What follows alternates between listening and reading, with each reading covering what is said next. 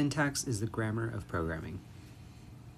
The same way we might write "I walk fast," period, in English, we might write something like "walk speed equals 100, semicolon," in C++.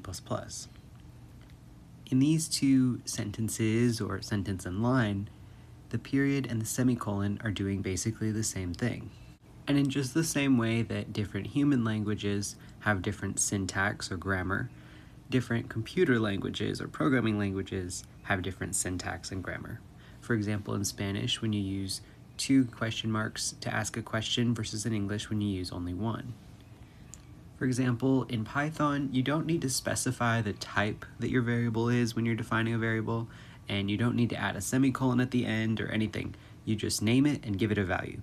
But in C++, this is not the case.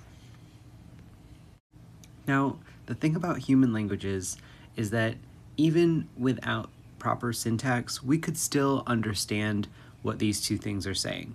We still recognize what, and we still recognize como, and we don't need question marks to figure out that they're questions. It's just something that's nice to have.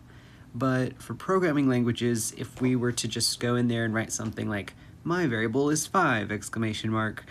this would not work. And this is why it's so important to have precision with our syntax.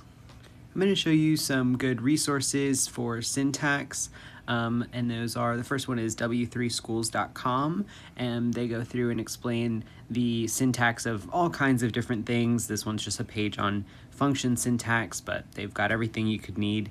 And then the other one is geeksforgeeks.org. Everyone sometimes forgets the little specifics of syntax, especially if you're working with something that you're not super accustomed to or you don't use very often. So there's no shame in Googling it and saying, "Hey, what do I need a semicolon right here?" Because it's better safe than sorry. You don't want to spend hours hunting through your code, so take some time to bookmark these websites.